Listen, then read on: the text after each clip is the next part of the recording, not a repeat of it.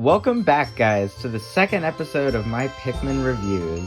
This time we're covering what is both the most popular game in the series and, funnily enough, my least favorite, Pikmin 2. Pikmin 2, in a lot of ways, is a significant improvement over the first game. Let's talk about the gameplay itself. It's pretty much what you would expect from a Pikmin game, and it's about the same as the first one, except it's more polished, so that weird glitches and janky stuff that would happen in the first game isn't an issue anymore. Especially the Pikmin tripping randomly. That used to happen a lot in Pikmin 1, but that still happens sometimes in Pikmin 2, but a lot less. And probably the biggest change to the gameplay, though, is the addition of multiple playable characters. This game introduces Louie, as well as the president of Hookatate Freight, which is Olimar's home planet. The addition of multiple playable characters is incredible because not only does it allow for co-op in the side modes, not in the main mode for some reason, but also being able to switch between them, it allows for much more efficiency because you could have one character on like one end of the area and another one on the other side. And rather than having like one character who has to run back and forth between said areas, you just have them both at those areas and you can switch between them in an instant, and then it allows you to complete tasks much faster. And as for the characters themselves, first we'll talk about Louie. He legit causes the conflict of the game with the debt, and he mind controls the final boss. So he basically is the villain of this game, despite being playable in the first half. And yet, I still love him. He's so goofy, and honestly, I feel like he's so unlikable that it turns around into being likable. It's hard to explain. It's just, he's delightfully horrible, I guess. He also has a strange obsession with food and bugs, and Louie's great. The president, not as great as Louie, but still great. He has a similar situation of just being unlikable to the point of being likable, but it's for different reasons. Actually, I wouldn't say he's as unlikable, because he's not, like, evil. He's just kind of greedy. And also, he doesn't let Olimar see his family, which is really mean. But he's also just, like, really goofy, and yeah, I'm a fan of his design, and I guess he's just generally an enjoyable character to see. I don't know. And both of these characters are very significant to the game's story. As I alluded to previously, Louie causes a debt in Olimar's shipping company, Hookatate Freight, and as a result, he is unable to see his family like he wanted to so badly in the first game, and is instead forced to go right back to the planet where he almost died to make money to repay his president's debt.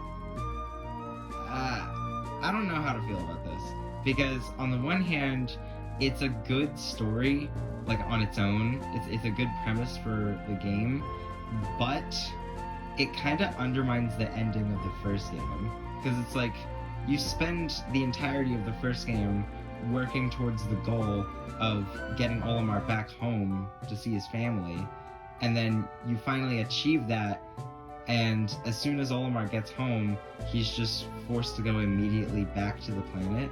Like, he doesn't get any time to see his family. He's just immediately sent back, which is honestly really sad.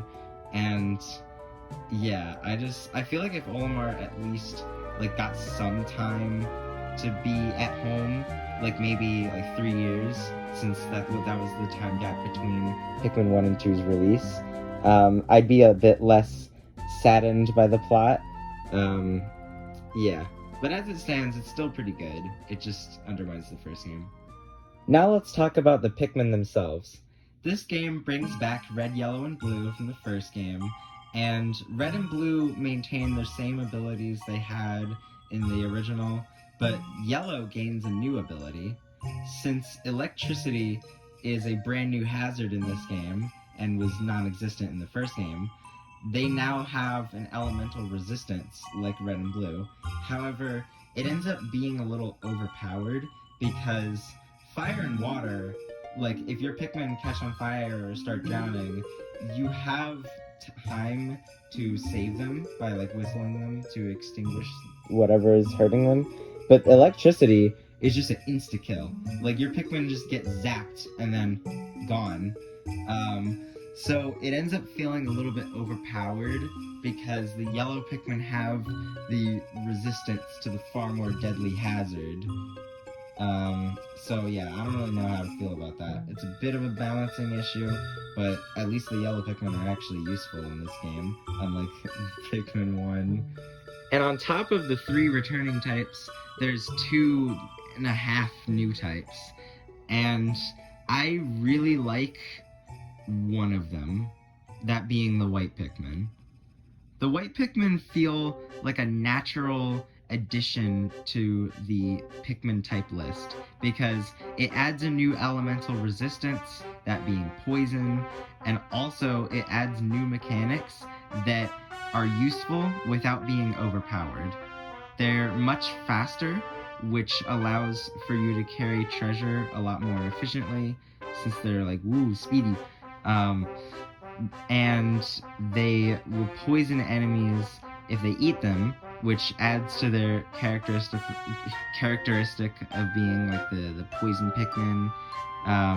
And then also they have X-ray vision, which allows them to dig up underground treasure, which is more of like a situational ability, but it's still pretty good nonetheless. As for the purple Pikmin, though, oh no.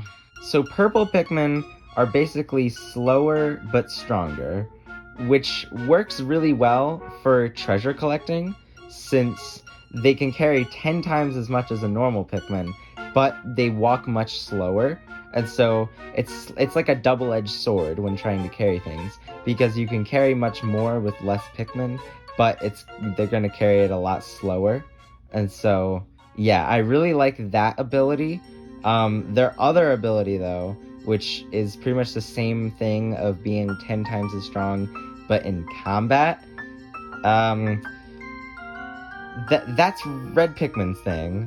Like, Red Pikmin and Pikmin 1 were the strong types that are best for combat, but now they've just been replaced by purple Pikmin, because the purple Pikmin are not only twice as strong as red Pikmin, but also, if you throw them, they have the ability to stun enemies, which is pretty much gives you a guaranteed instant win against them. And that is just really overpowered, and I don't like it because it just undermines the red Pikmin, because now the only real like strength they have is their resistance to fire, which is their more situational ability of the two. And it creates a big balancing issue. Like, yellow Pikmin were already kind of unbalanced by having resistance to the far more deadly hazard, but at least they were still like mostly on par with the rest of the Pikmin. But purple Pikmin, they're just way too overpowered, and it ends up making like it ends up discouraging you from using the other Pikmin types, and that's just bad game design. Luckily, they were nerfed in Pikmin 3 so that you have more incentive to use the other types, but in Pikmin 2, yeah, they're way too overpowered. And then there's the Bulbmin. Honestly, I consider Bulbmin to be like half a Pikmin type, because they are only found in like a few areas of the entire game. Like, the other types you can bring anywhere, but Bulbmin you only get in like a select few caves.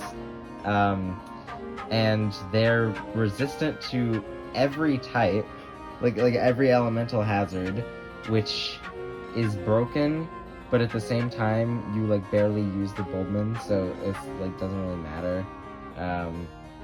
And they never reappeared in Pikmin 3, so like even purple and white came back in the mission mode, but Bulbmin are just nowhere to be seen. So I don't know. I guess I think I don't think Boldman are coming back in Pikmin 4, so they might just be done with. Yeah, Rip Boldman, I guess. I mean, I don't really care because once again they're like probably the least interesting Pikmin type, because it's just kind of like, oh, you have resistance to all the hazards. The only thing that's really good about them, in my opinion, is their design, because it's like a Bulborb and a Pikmin, and I love it. It's so cute. But yeah, they're probably not coming back in Pikmin 4, and I really wouldn't be upset if they didn't, because they're just, they're like barely a Pikmin type. So I complimented Pikmin 1's areas for being open and allowing you to explore and having a ton of stuff to do in every corner. Pikmin 2, it has the open and exploration aspect of said area design, but it doesn't have the stuff to do in every corner. So it still has like enemies and some puzzle stuff, but it's missing the collectibles, like the treasures. Pikmin 1 had ship parts, Pikmin 2 had treasures. They basically function the same way, they just have narrative differences.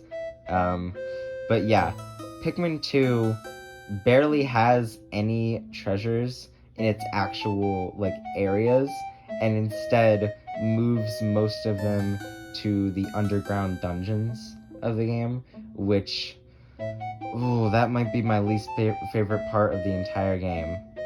Okay, this is gonna be really controversial, because I know so many people absolutely adore Pikmin 2's caves, but I just really do not like them. My main issue is that they're randomly generated, and so, like, the areas in Pikmin 1 and 3 and the overworld areas for Pikmin 2 are all, like, really well designed because they are actually designed, and, like, there's puzzles incorporated into them, and the collectibles are hidden in cool ways.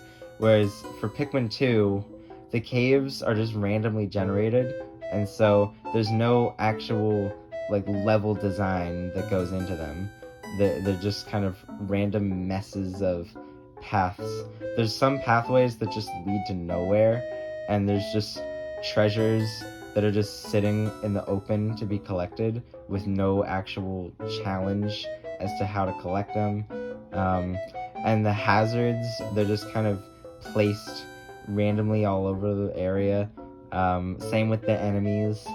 And so it just ends up being a lot less interesting because the caves, they're not like intelligently designed. They're just a bunch of enemies and set pieces just thrown together by an AI. And my other issue is the caves are just way too long. Like, I can take like 5 or 6 sublevels, which is what most of the early game caves had, because it doesn't take away from the overworld exploration as much. But you get to the late game, and there are caves that just go on for like 10 sublevels, or like 15 for the end game one. And it feels like you just spend forever in the caves, and it just gets really boring, and you're just wondering, like, when will I get back to the surface? And I just generally don't enjoy the caves. Oh boy, that was a lot of negative stuff there. I guess it really shows why this game is my least favorite. I guess I should end this review on a high note. So let's veer away from the negative stuff and talk about another one of my favorite features of the game, the Piklopedia. Exploring the Pikmin world is super fun, fighting all the different enemies and collecting the various treasures, but when you're not doing that, it's really great to just sit back and relax and learn more information about said enemies and treasures that you've discovered so far. Olimar provides notes for the enemies and treasures. For the enemies, he talks about the biology of them and how they like work in the Pikmin environment and like the general ecosystem. And for the treasures, he provides descriptions of what he thinks they're useful for, because these treasures, they're all like real life objects that you would find on Earth, but Olimar is an alien species, a Hakitation, and so he doesn't know what any of these objects actually are or what they're like meant to do, and so he just makes like his best guess and provides pretty creative descriptions for what he thinks they're used for. And then Louis also has some notes on the various enemies, but rather than explaining the biology and like ecosystem of the Pikmin enemies, he explains how to cook them, which honestly is freaking hilarious. Like, it's so strange but interesting to see very realistic recipes for how to cook fictional creatures, and it just adds to like the world building of the Pikmin world, because it makes it feel so much more alive, because like cooking like species, that's like a thing we do in the real world too, and so it's like kind of making that aspect but in the Pikmin world, it's just really interesting. Like I don't really know how to describe it. It's just cool. It also adds to Louis' character because it emphasizes his food obsession, since he finds a way to cook literally every enemy in the game. Alright, looks like that's a wrap for my Pikmin 2 review. I've covered pretty much every major topic of the game and given my thoughts on them, and I've probably said a lot of controversial stuff, mostly about the purple Pikmin and the caves. Yeah, I'm sorry if I made you guys upset, but it's just my opinion. Like it's not a confirmed like objective fact that purples and caves are bad or anything. It's just that I personally am not a fan of them. You know what? I'd love to see your opinions on the game in the comments. Feel free to comment like if you agree or disagree and why. I'd be interested to read them. Alright, that's all. Thanks for watching. Bye.